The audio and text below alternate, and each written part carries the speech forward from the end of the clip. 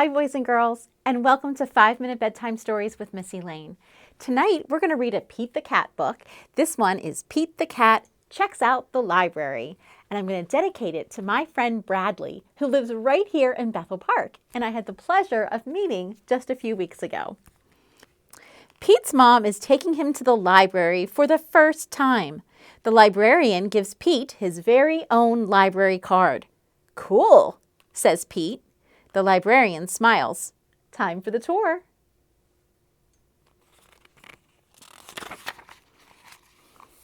The librarian takes Pete through the library. There's a big desk where people wait to check out books. Pete sees some of his friends reading at a long table. It is very peaceful and quiet. How relaxing.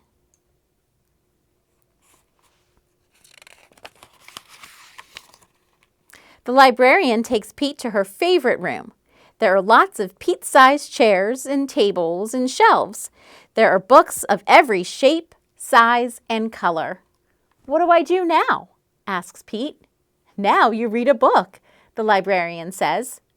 "Which book should I read?" asks Pete. "You can read any book you'd like," says the librarian. Pete looks around.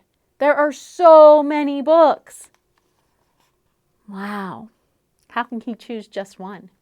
Maybe he doesn't have to, right? He can certainly read more than one. That's the great thing about libraries. So much to read and so much to discover. Pete picks up a book all about airplanes and jets. He reads it and pretends he is a stunt pilot. He flies a super fast jet and does the loop-de-loops and spirals high in the sky. Look at Pete upside down in that jet. Oh, pretty cool. That's another great thing about libraries and books, right, boys and girls? They really encourage us to use our imagination. Books can take us anywhere. And we can pretend that we are anything we want to be. Then Pete finds a book with dragons, wizards, and unicorns on the cover. He reads it and imagines that he is a powerful wizard using magic spells and a special wand to defend his castle against a fire-breathing dragon.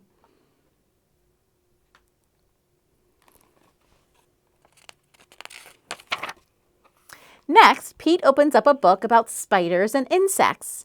He reads it and imagines that he is a scientist studying all types of critters in the wild. He has to be very still to study some critters, and very fast to study others. You'd have to be pretty quick to catch a butterfly, right? Then Pete chooses a book with all sorts of scary monsters on the cover. It's a book of fairy tales.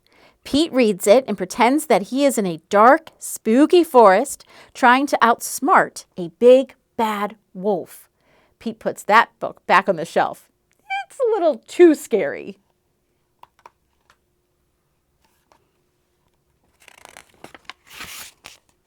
Pete opens up a book about the pyramids in Egypt. He reads it and pretends that he is an explorer riding a camel across the desert and climbing to the top of a giant pyramid.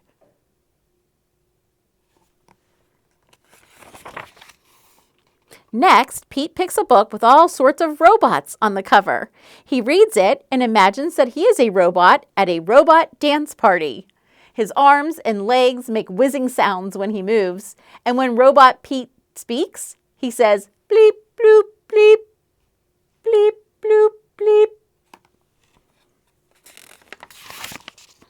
Next, Pete picks up a book about superheroes. He reads it and makes believe that he is a superhero. He flies around the city in a colorful cape, chasing bad guys and saving the day.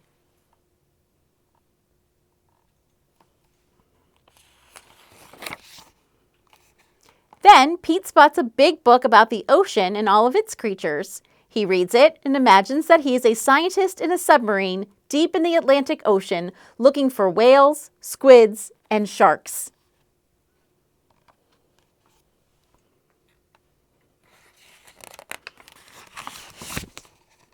There are so many wonderful books to read at the library. Pete can be whatever he imagines with a book. Reading is super groovy. The end. And there he is, pictured with that magical library card.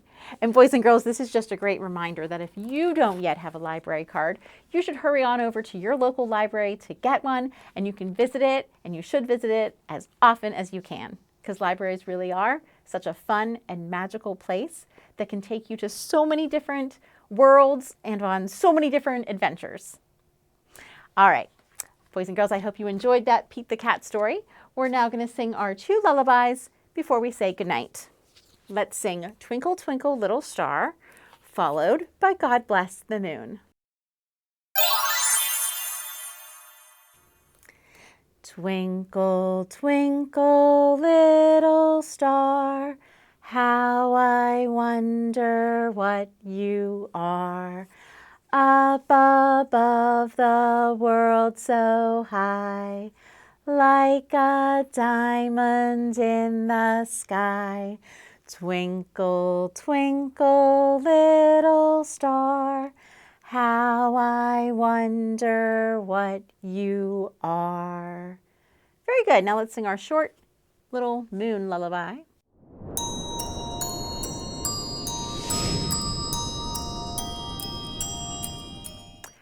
I see the moon and the moon sees me.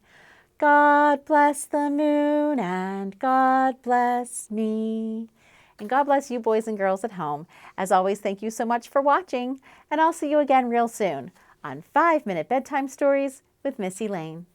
Good night.